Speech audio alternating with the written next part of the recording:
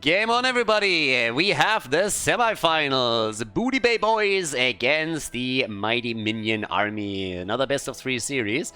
And we are still in the Rare Cup. Division 6 and Division 7 are going up against each other today. And our first map is Infernal Shrines. On the left side, Diva, played by the One Knight. We got Grand Oak on Johanna, Old Master on Chromie, Fats on Anna, and Super Average is playing Tychus. Over to the right side of the map, the Mighty Minions with Merlin on Brightwing, Skrat on Tacita. We got Shreya on Mei. We got Boba Fett on Reyna, and Omishashu is playing Artanis. All right, handicapping himself, and oh my god, no, no. Not the Protector of Aya. What are you thinking, my friend? Wow, brain fart. No. That's not how you do it. That is such a trap talent, it's actually horrible. So it always sounds great, right? And because of the way how it works, you always feel like, hey, I'm getting a lot of stacks together, this is gonna be awesome damage. And then later on you check your damage numbers and you're like, that didn't really do a whole lot. It's actually really weird. When they introduced these talents to Artanis, I thought, hey, maybe now at least in ARAMs the hero is not going to be completely useless and you can use him in Brawls to get some damage on the auto attacks. And the first few games where we had an Artanis then in Brawls, he started stacking like a madman, just like exploiting that 5 versus 5 that you have from start to finish. And it just never really did anything. So it's kind of unfortunate. It was a cool thought at the start, I felt, but yeah, it's a bit sad. I mean, either way, as I said, this is Division 6 and Division 7 of Heroes Lounge, so we are looking at the best of the worst, because Division 6, Division 7 are usually on an average skill level of, I would say, high bronze to low platinum on average. Of course, there is a little bit of a gap there, and since we're looking at the best teams of those two divisions, you can expect that most of these teams have some coordination, at least, that they kind of know what they're doing here and have a bit of a game plan as they're heading into a game.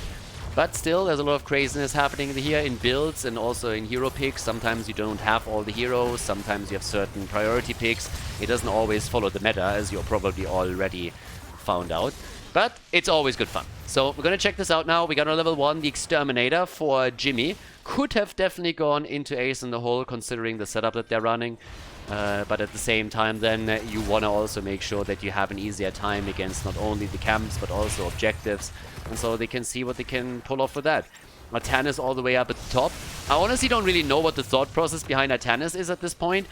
I kind of feel, and I'm a bit afraid, that it might be because they have Tychus on the other side. Too many teams, when they're playing in the lower divisions, they think that there are certain hard counter setups. And honestly, outside of Li Ming's disintegrate against Anubarak's Cocoon, that doesn't really exist. So quite often you will see people just like rave on about, we need blinds, they have an auto attacker.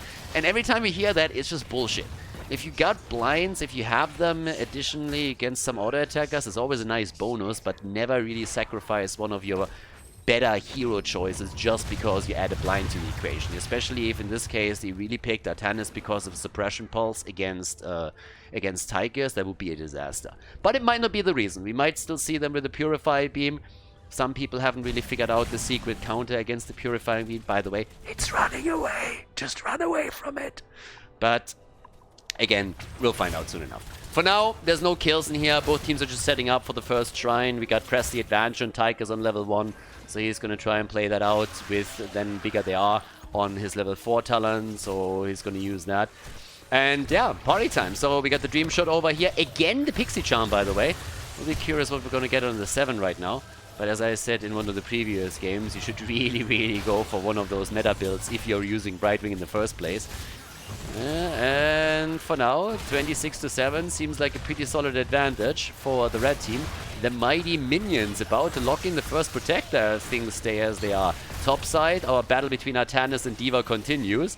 Down here, a couple of walls set in. Ana is frontlining hard here against Reyna. Needs to be careful. Level 7 talents give the blue team a slight advantage, but there's only 5 stacks left. 2 stacks until they lock in the Protector. Nobody has died yet down here either, and they are down to the last one. Brightwing is trying to take it, auto-attacking the last minion, and that is the first Punisher for the team. All right, there we go. So let's have a little bit of a look at that. Ooh, again, sticky flare right here. Bait over the wall, and well, that should definitely help. I like that they actually did that. You see a lot of the lower league teams that don't bait Punishers over a wall, trigger the jump in front of the gate, and then suffer the consequences and lose a lot of structures. So that's a big problem. Over here, nice, good condemn. May is trying to keep them at bay, and Jimmy runs into every single hit of Chromie. Yay! Yeah, she's happy about it, but nobody else. He didn't die though, so that's good. And here's the level 7 talent also for Tennis with the Chrono Surge over here. Right Wing actually coming in and trying to help out too. Seems like a Tennis could use a little bit of help. Yeah, they're trying. And, well, that's a kill. And therefore, our first blood is in. But they take the pilot down. Nice. Jimmy then again also in trouble. And that's a double kill. 2-for-1 trade in favor of the Booty Bay boys. Nicely done. So, yeah, good job. Kicking our best of 3 off here. Slightly in an experience for them. Of course, on top of that too. We have also here now the induced hibernation.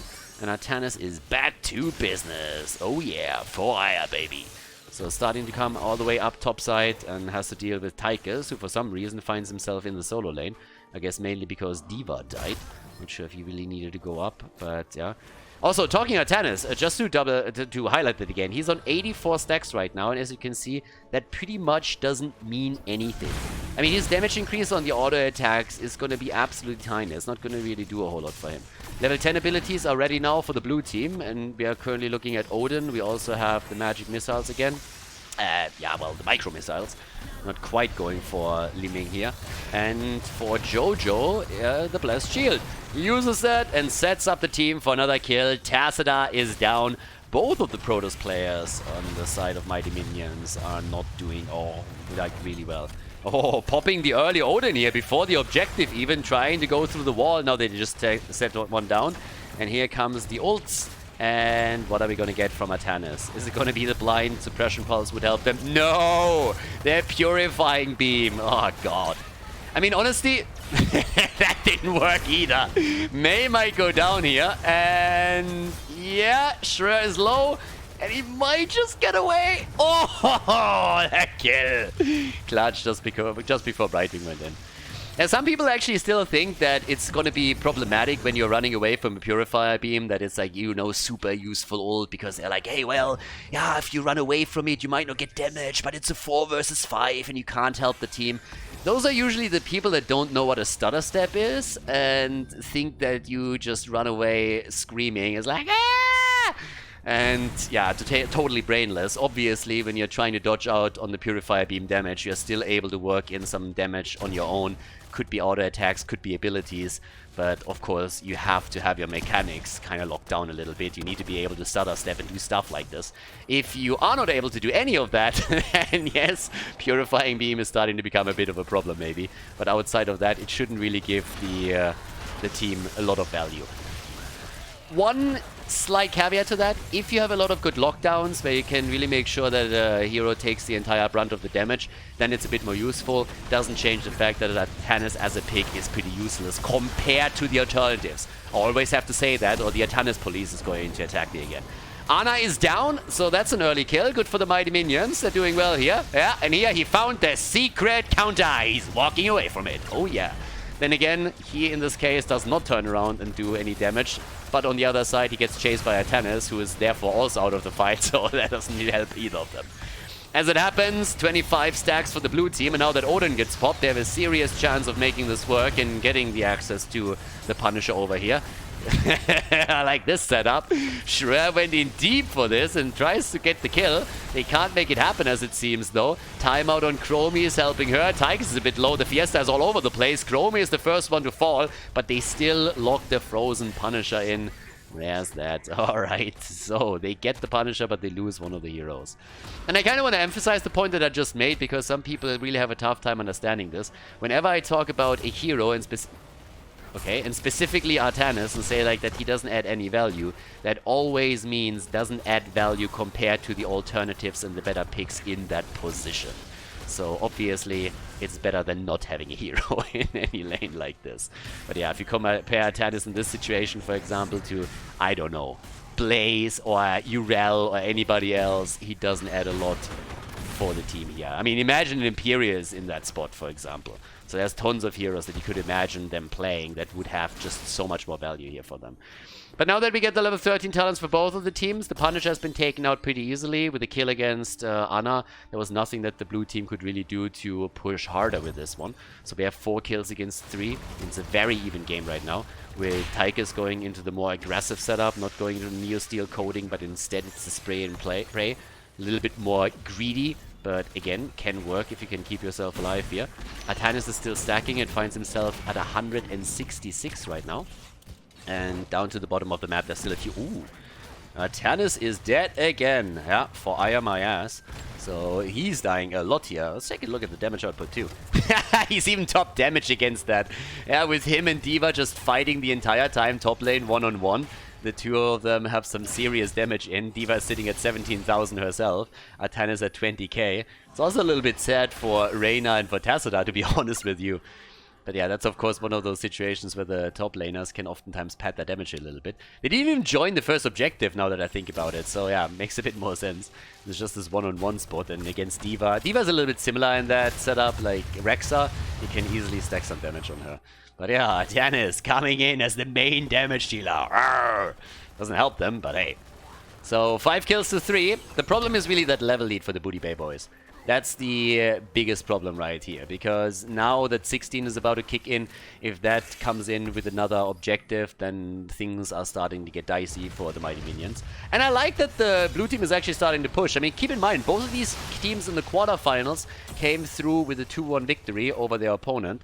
So now there's a chance to to claim that spot in the grand final, since there is no lower bracket. That's the only chance you get. If you lose that best of 3 series, you are out. These setups just don't work. Tried it a couple of times. Nobody's helping Mei out. Even Brightwing hesitated, and Mei is dead. Someone just committed Subaru over here. That was a Suzuki move if I've ever seen one. By the way, it's totally amusing to me how people are still not getting this joke. I mean, we made the Sudoku joke over and over and over again, going into the Subaru, the Suzuki and everything, and I still have people that comment on the videos and like, duh, what did you just say, dude? I mean, it's totally seppuku, you know? I mean, come on, please, like, what the hell? It never stops to be funny. Every single time I get one of these comments, I'm just facepalming. It's just like, really? That joke went completely over your head? Are you for real? Artanis, by the way, is dead again, so he's doing what he does best. He acts as cannon fodder. So, there we go. Artanis is down. Brightwing is going more into the spit over here with a hush. We also have some extra psychic shock right now. A little bit of a mixed setup that he's going on here right now, so we'll see. But yeah, sizzling attacks are ready. And yeah, Dead Boy is down for another 5 seconds, so needs to be careful here. Mei, a bit deep again, seems to be trying to go for a similar setup. Mei's just going for one Sudoku after another. She loves math puzzles, I can tell you that much. And that's a staggered death, and I don't really know why you would go for that. By the way, Tychus still has figured it out, is still moving away from it. But yeah, so pretty much like Artanis comes back and there's a kill. He gets a flip in. Can they get a kill? Nah, not even that. But they take down Tychus. That's great. And he nearly gets another one. But there's the trade just in the last moment. I gotta say though, if they just wait with Mei for Artanis to come back, they might even have a chance here. It's so sad when you see... Nice explosion over here. It's always sad when you see a team just staggering these deaths, and simply because they are a bit too impatient, right? So yeah, that's a little bit bad. But yeah, either way. Okay, so now that we got Omishashu rotating down to the middle with his 200 stacks and his 3 deaths, he's also starting to fall behind in the damage numbers a bit. Still stacking it against D.Va though. Top side is pushing on the other hand. And the red team is starting to struggle more and more here. They are now 5 kills behind, they are level behind, and this push could really hurt them. The wall will fall. The only question is, can they take the entire keep down? And it's a bit questionable since we're still early in the game. And with Exterminator on Jimmy, he's really set up for this defense. But the wall is going to go down. And it marks a little bit of a trend that we've observed here so far. So the wall is gone. Chromie can still poke a little bit. Down at the bot side, Artanis is trying to save the fort. And actually does so for now. But map control is nearly fully in the hands of the Booty Bay boys.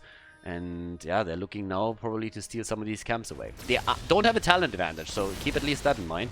That's something where they have to be a bit more careful.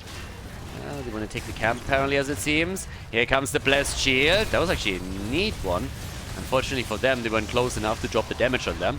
But here comes another isolation attempt. They're really trying hard on this one. And again, Tychus just walks away, works in some auto attacks, still retreating here. And especially him, of course, with his overkill, can technically just move in, move away from it for a second, get the ability connected, and then just drop all the damage. So this doesn't really do anything for the Mighty Minion army. They used a lot of ults in that last fight too, so that's cooldowns that they will have to wait for quite a bit. And they're still a level behind as the blue team is aiming for 20. Setup is working quite nicely for the Booty Bay boys. Now, when it comes to top damage, we can again look towards Chromie with a 38,000, but Tychus with 31k isn't really trailing too far behind. The interesting part, if you really want to compare it on what shows again that you can have a lot of like damage that you are stacking on a hero that doesn't really do a whole lot for you, is if you compare the top damage numbers between the two teams. Mighty Minion Army is pretty much on all accounts ahead. I mean, let's exclude Brightwing for a second with a 3k. Even Anna is looking at double digits at least on the damage numbers. But outside of that, you compare, for example, Tassadar and the rest of them. Until a few seconds ago, they were across the board on higher damage numbers. And still, they just didn't get the kills in. So you really have to make sure that it's not just stacking useless damage, but you really translate that into kills too. Brightwing, by the way, is the only one that hasn't died yet. Now, mean rumors are of course saying that Brightwing hasn't died yet because she didn't really try to save anybody at the front line so far. But I can neither confirm or dispel those rumors. But yeah, people are saying that Brightwing is a coward, and I think there has to be something to it. I read it on the internet. So there's a level 20 talent that gives us the big red button. We also got straight away the Piercing Sands, Nano Infusion, and the Radiating Faith. So now it's time to Nano Infuse that Chromie and get her some extra damage output, get those cooldowns reduced. Tannis is still at the bottom of the map, soaking XP for them. Objective is popping up, so they got 30 seconds to get level 20 and then fight on even footing. But there's a big push happening through the top, and I like it. Booty Bay boys, they decided that they're, popping Odin even. I don't really know if that was necessary this early, considering that you still want to fight for the objective too. But getting the keep and making a play for it is definitely a nice idea. Artanis with the IQ 200 move over here, swapped himself into 5 heroes, but seems to be getting out. No, he doesn't. Of course he doesn't. Yeah, he still walks away, dodges out on the damage, they got the keep, and I guess they can even try to go for the core? I was expecting them to move back and go for the objective instead, but if they can get the kill against Tassadar, then why not? Here comes another move. Triple, actually. Nice! And there's the counter kill. Jojo is down, and they get the kill against Tychus. Finally, one of those Mei moves from Schröer is working out for them, and they can lock in 2 kills. They lost the top keep, but they have level 20 abilities now, and a good chance to get the objective at the bottom of the map. One of the main reasons why I was questioning that early drop into Odin. He could have taken that keep, I think, without committing to it and then just fallen back here, but they didn't. Now we're looking at the Zalad charge, and we also got the Cascade in. Chromie! Oh, the timeout! And yeah, she's been a naughty girl, so she gets a timeout, but she actually gets away. Ah, good for her. Alright, Chromie is happy, and everybody on the red team side is so far pretty happy too, because they're gonna get a Punisher right now. Alrighty. So, well, with 19 stacks, Artanis is currently sitting at the top. D.Va is moving in for some extra damage now too. And they still have to win this one. Artanis is top side, but it's honestly it's a 4 versus 3, boys. You can fight this. The only damage dealer is Chromie. I'm not quite sure what you're afraid of. There's the slide in. Schröer, careful. Gonna use that trade over here. Brightwing hasn't died yet. That's still true. 180 stacks on the queue for Tassadar. And Artanis is still at the top. I mean, eventually you should actually fall back. Just take the catapults down and join the rest of the team, dude. You need to help them a little bit. And I'm talking about more than just dropping a Purifier Beam here. So, Jimmy is in the middle. I don't know what the thought process is here. They feel like they have to save that 4. They're not rotating anybody over. Brightwing is sitting in the back trying to take the minion wave. I mean, if you guys don't want to take a 4th, then that's the way to do it. So now we have at least Jimmy moving in, and it's party time. Alright, they take this one down, but I think they could have pushed this a little bit further. We're talking about an 18-minute Punisher. Yes, that minion wave in the back is a bit of a nuisance, but still. I think they could have done a bit better than that. So, yeah, moving Artanis in earlier. Now they got a fort out of this. Again, it's better than nothing, but I think they could have accomplished a bit more. Also, I would take this down. I mean, even if it's just for vision, doesn't really matter. I would definitely try to take that down. It's 10 kills to 6 now. The red team is still the one that has to make some plays because they're getting pressure topside as a double catapult pushing through the top lane. And here comes the play. Here comes the attempt. Hyperion is already being used, and Schröer misses another one of these snowballs and is completely alone. Yep, he just committed Sekiro. Okay, so not the only one that dies. Jimmy is dead too. Yeah, honestly, if you thought that Haymaker was maybe a bad move, then you haven't seen any of these snowballs over here just yet. So the problem is it's just too forced. It's the equivalent of an ETC player thinking that he needs to land the 5-man mosh every single time and sliding in aggressively to look for it. That's pretty much what we're seeing from Mei here. And now Artanis did what he does best. Again, he just died. So that's a 3 kill and they can go for core here. It's a pretty dominant performance actually from the Booty Bay boys, but I feel it's not even them playing well. I mean, again, I feel they played way better than the Mighty Minion army in this game, but there were so many mistakes made by the red team that just simply exploited. They just had to wait for a mistake to happen and then punish it, and that's kind of what they did. Now we have the catapults moving in, the cores of course falling quickly, and that's a solid victory. That's a good job in game number 1 of our semi-final here for the Booty Bay boys. They take another kill against Tassadar that puts it to 14 to 6, and that is the end of it. The lead in the series goes to the blue team after a victory on Infernal Shrines. GG and well played. Before we head into game number 2, make sure that you subscribe to the channel if you haven't done it yet so you don't miss out on any future content here on Khaldor TV.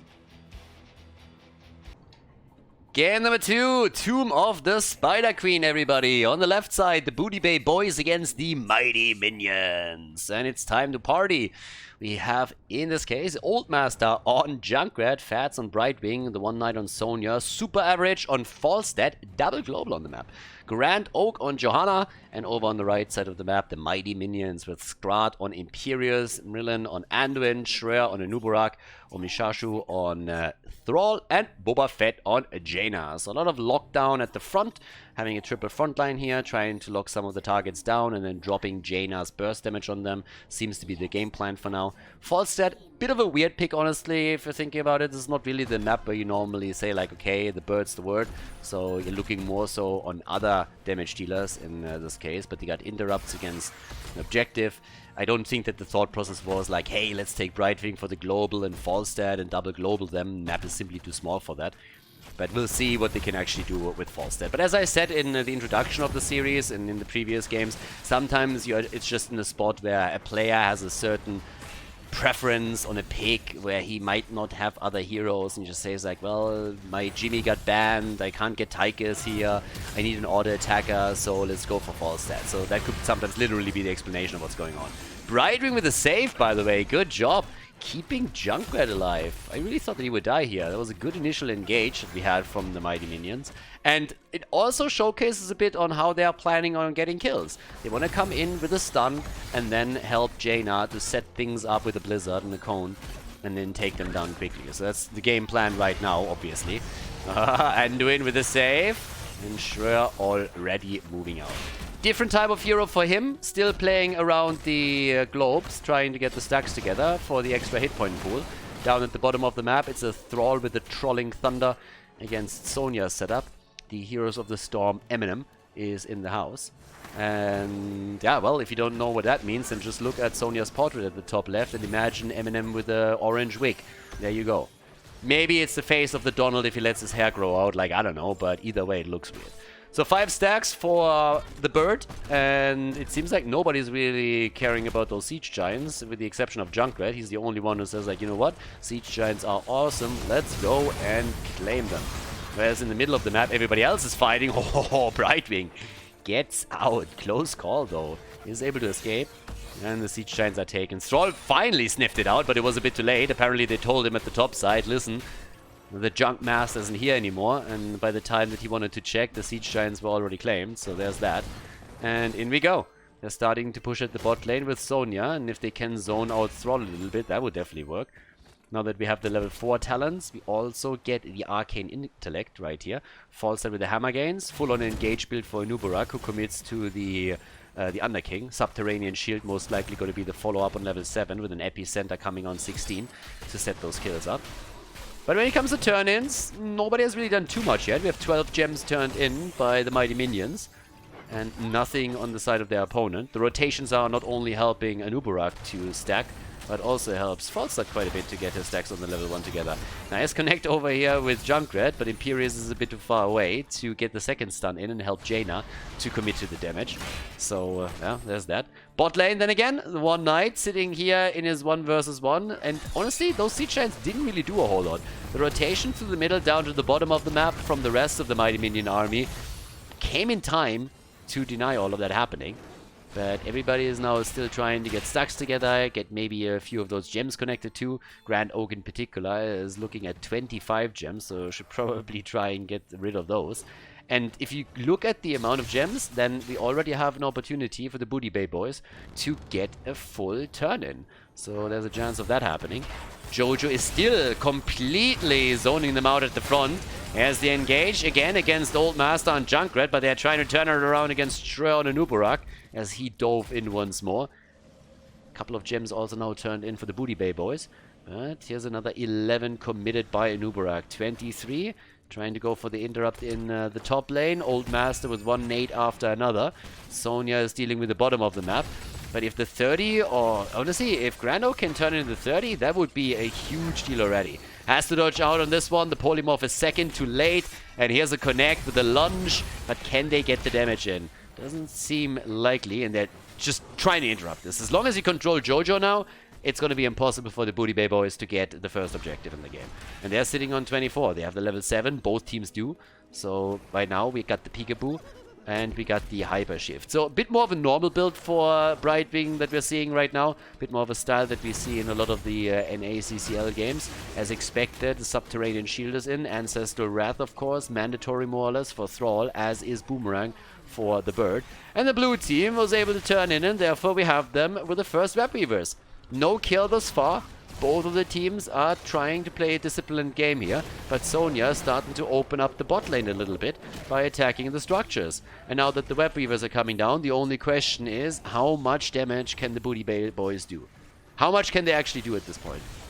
Can they maybe make a bit of a play here and try and take even a fort down?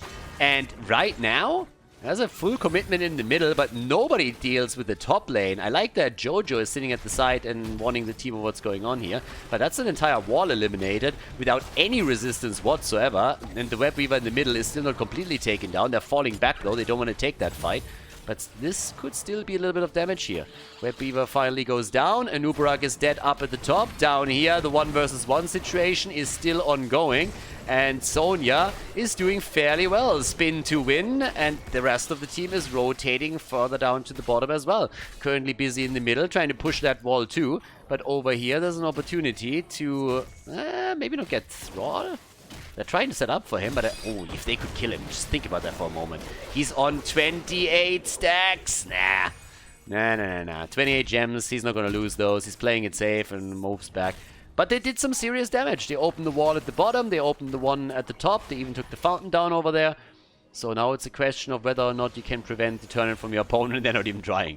They have a lot of interrupts with the shield glare and with Junkrat, but they're not even trying to interrupt this. So instead, they're just allowing the red Web Weavers to be turned in. Now, the thing is that they actually might get their level 10 just in time to defend for it, while the red team doesn't have a 10 and doesn't have heroic abilities. That would be a little bit annoying. That would actually be really annoying. Oh yeah, if you get a kill with it too, then that would of course be an absolute disaster for the mighty minion army. But okay. Web Weaver is down. Top lane is, by the way, quite nice for the blue team because it's so far pushed back. There's the level 10. Can they set it up? Riptire! Looking for the kill here. Can't find it. Blessed Shield is out too. And yeah, Grand Oak is also starting to move away from this. Down to the bottom of the map. That's where Sonya still does her thing. And will fight it out with Thrall once that he commits to the battle. But so far, he's doing fine here. So that Web Weaver is down. Everybody else is rotating up too. And we got the Ring of Frost plus Cocoon. I'm honestly a bit scared that at some point they're starting to overlap the two talents. Earthquake is definitely going to help Jaina to land it, but Cocoon might be the one thing that ruins the play if they are not communicating properly. So I hope that they are communicating this continuously throughout the team fight. Who uses what on which target, or there might be some really awkward moments. Either way, Falset is at 25 stacks, so he's actually pretty quick with his level 1 talent. And Nubarak is sitting on 18, so he's also doing fairly well. But that could be a kill, and it is! Sonya is down! Now the gems aren't lost because they still can claim them. But yeah, that was a nice one. Brightwing gets attacked, double lunge, Earthquake, and the Gust Ring is not doing anything here either. So that was a bit unfortunate. That was a really good nade though, and there we go. Concussion Mine is out. That's the kill against Imperius. A bit of a chaotic fight here. Brightwing was able to teleport out, didn't get killed, but then they turned it against Imperius. That was kind of neat. So good job. And now we have a 2 versus 1 kill count. We got 29 stacks for Falstad. They have enough gems for another turn in. Red team is still trailing behind a little bit. But the blue team has an opportunity here, and it's once again Grand Oak and it's Johanna who can do it. What? The bird gets away. Oh my god, that's 37 gems. That would have been a disaster. If he dies and they lose all these gems, that would be a total nightmare. But they were able to save him. Just barely. And yeah, that was kind of nuts. Now, bot lane, the One Knight is back to business and is starting to do some work. Mishashu already sitting in, and they're looking for another turn. And both of the teams, by the way, now do. Since both have enough gems for another Web Weaver wave. Good connect. And yes, and that's exactly my point. That would have been a kill. They might still get it. Nope, Junkrat gets away. 100% the problem of Nubarak here. Yeah, that's exactly what you don't want. He would have died for sure if not for this. And, well, we take another look at it. Just look at that setup. They nearly get the kill. Then there's a Cocoon, the Gust afterwards, and Junkrat makes it out. It's a close call, but he's able to escape, and that's a huge problem. They still got their turn in. Now, they still have a turn in, so that's nice. But, of course, that is one of those things that just can't happen. And that's exactly what I was afraid of earlier. The damage negated by the Cocoon. Now we have the Red Web Weavers coming down, but the 13 talent will be there for the Booty Bay boys. And, well, let's see how they're playing this one out. Top side, Thrall is going to push alone, apparently, helping the Web Weaver wave a bit. And at the same time, there we go with a push through the middle, and now the Giant Killer in for Falstad. They burn this down easy peasy. 40 gems by now for Grand Oak and Johanna. Thrall, top lane, rest of the team down at the bottom of the map. And off we go. Junkrat, yeah, he's defending that slowly. The rest of the team is actually moving in here too. Only 2 up at the top, and one of them is Falstad, so he can fly down. 13 versus 13 talents now. Might finally give a chance for the Mighty Minions to open this up and take the wall. But Nubarak also going straight into the Burning Beetles right here. Alright.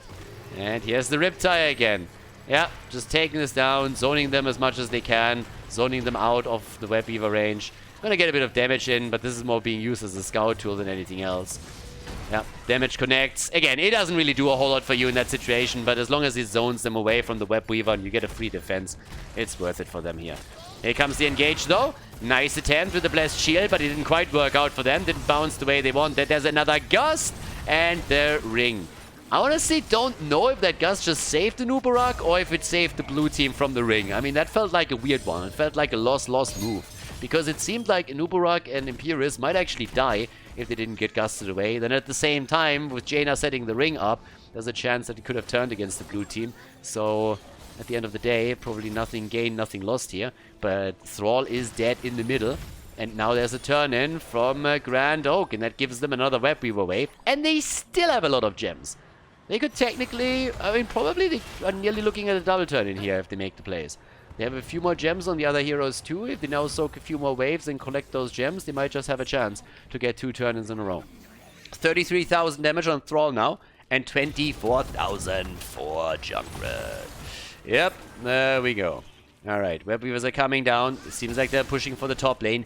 Middle also in a bit of trouble, but top lane is really the one that is the most problematic. They're taking the wall down to deny vision in the later stages of the game. Sonya is still down at the bottom of the map, trying to just show a presence here. show some dominance. They're like, hey, you need to leave someone here. Needs to be careful with the 24 gems, of course.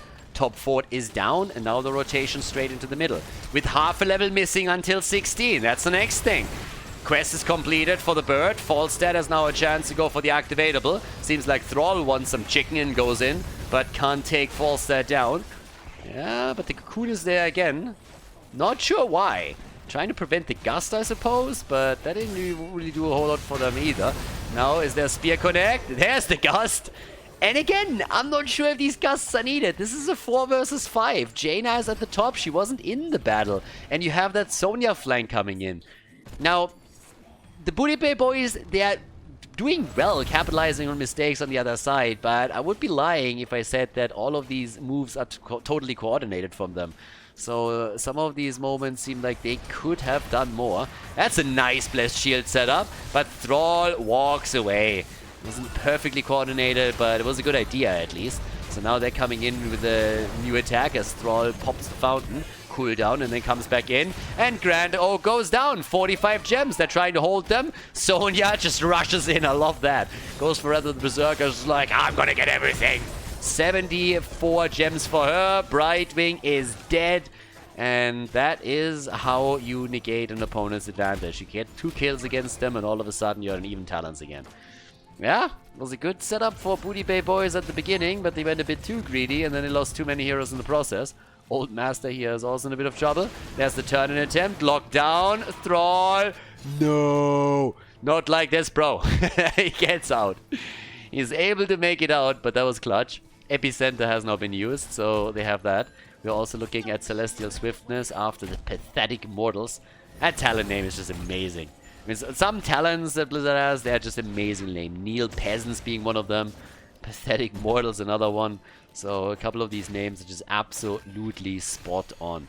Now, we have with the 16 also the Alpha Wolf now, and it's time for another web giveaway for the red team.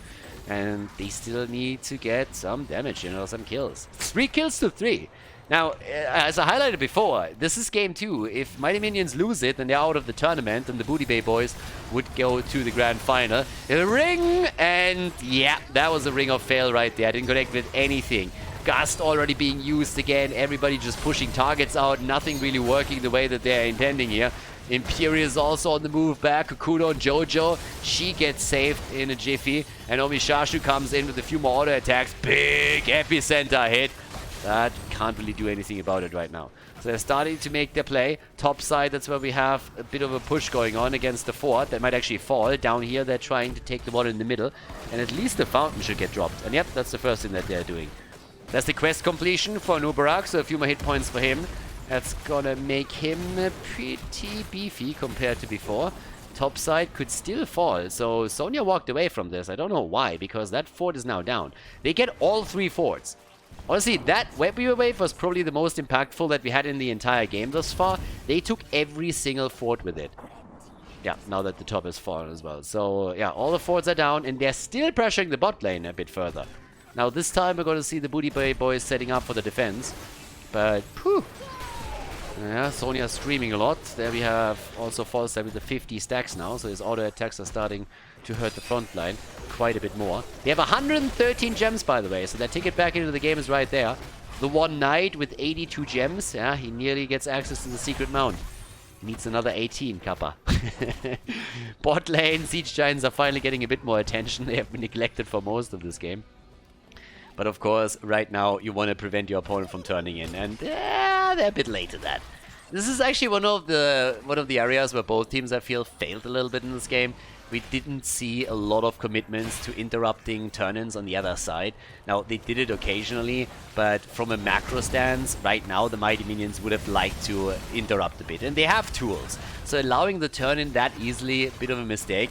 There's the Earthquake being used. They're looking for a kill here. Thrall is a bit alone though, but Sonya is still at the bottom of the map. This is a 5 versus 4. Sonya isn't here yet. She's now making her way over, but they're likely going to lose a target, and Brightwing barely survives. Gust comes in, Sonya makes an appearance, starts screaming a little bit, and then turns around and walks away.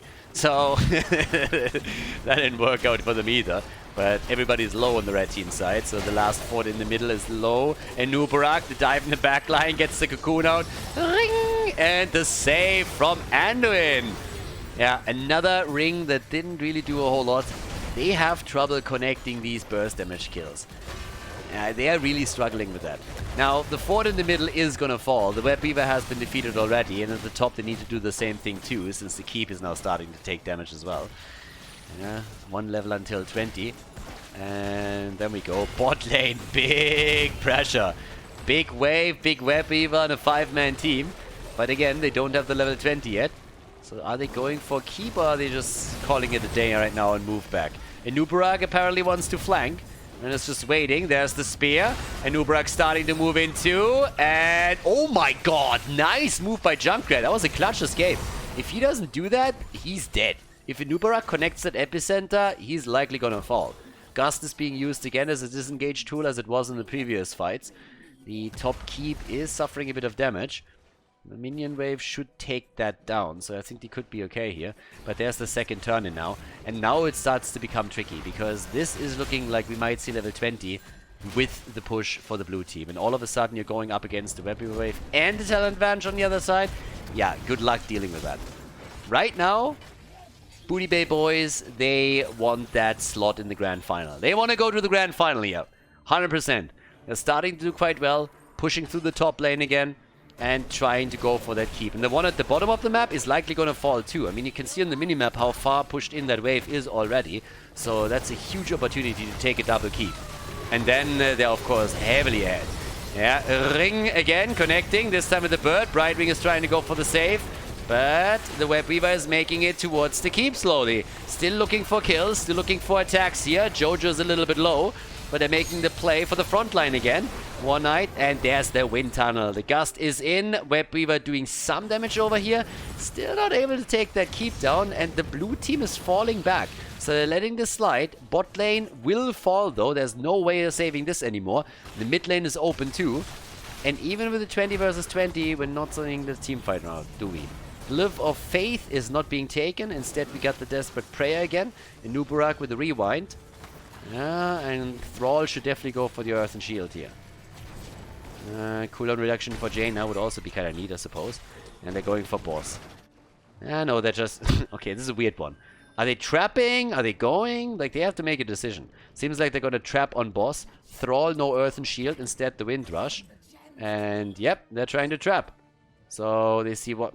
this is the weirdest trap ever. Alright, apparently they don't like Imperia. So, like, yeah, we want to kill someone, but not him. Not him. Not that guy. So, yeah. Now, we still got Jaina waiting for a talent to pick. She has no Ice Block, by the way. There we go. Cooldown reduction. Cold Snap is in. She's going to have Ice Block soon. That's going to be quite helpful, but right now she doesn't. And now they move towards the top again. I love that the mighty minions are completely flabbergasted. They're not sure. They're like, where are they? Where are they? We don't understand. By now, you should know that they're on boss, but they're going for the turn-in, so we're going to see a trade. And that boss is going to be claimed. Yep, that's going to be an easy boss. I mean, Fawcett has now the Mighty Gust again, so they get the boss, but the red team gets the Web Weavers. Pretty much just means that you're trading. You're trading a boss defense for the gems that you turned in. Which is fine, which is totally okay. But that's something they got to deal with. And even with that setup, I'm pretty certain that that top keep falls. 20-minute boss should be able to take the top keep down. Bottom Web Weaver, you don't have to deal with that in the first place, simply because you have catapults on the lane, so they're going to deal with it. Team? Hello? Can someone please defend this thing? Boys, you kind of want to do... like, hola? If you don't take care of that, then your core is losing some hit points. Alright, now they're starting to move in. They can burn it down quickly if they have everybody here. But yeah, you want to make sure that you defend this. You're not going to get anything out of the Web Weavers. They couldn't have saved the keep anyway, so it's fine. But for just a second, I was a bit scared that they were trying to push with the Web Weavers and just ignore the boss. It wouldn't have ended the game. But it would definitely have hurt them and allowed the blue team to eventually set up for a backdoor if they wanted even. Thrall is on 59,000 damage right now. Just eclipsing everyone else, maybe with the exception of Junkrat, who's also at 59k. But with two keeps gone, that's a problem. Continuous catapult pressure on two lanes. Nice medallion, but still lunge connect. There's the earthquake. The gust into the corner. Riptire connect with 3. Blast shield. Jaina down. Insta kill. And Thrall barely escaping over here. for just a moment. Might still fall, tries to turn against Jojo, and she survives. Indestructible getting procced here, but that's a 5 versus 4. And again, boys, bot lane pushing hard. Catapults signing up there. Imperious! Riptire! Rip! And he's dead. Straight in the face, baby. That's an explosion right there. And Nubarak is dead too. And that's a pain train ramming hard down the top lane towards the core of the mighty minion army. Thrall is down as well. 4 heroes eliminated. 1 catapult at the bottom of the map. Second one coming in. The team starting to make a move for the core. Looks like a 2-0 victory for the blue team. They are going to the grand final here. Unless we're going to see a total brain fart right now. That's a foregone conclusion. Anduin, the only one that survives for very good reason. He's extremely good at running away. So he made it out. Everybody else is dead and dying, but they want the crybaby too, casting him into a wall.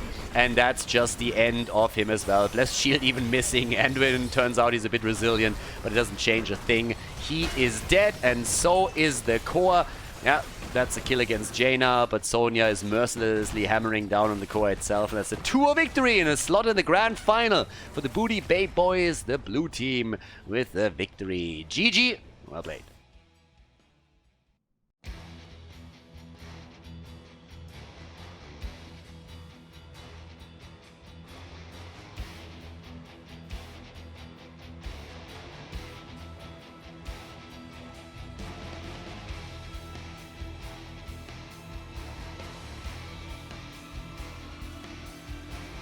Thank you everybody for watching the video today. I hope that you enjoyed the show and the commentary. And keep in mind that the spoiler protection that is going to run for the rest of the video is made possible by all the support on patreon.com. So guys, if you want to support my work, if you want to help me start new projects and keep the spoiler protection in place, please consider heading over to patreon.com/Khaldor. There's also a link in the YouTube description, and check that out. Thanks in advance, and see you guys next time with more esports coverage here on Khaldor TV. Have a great day.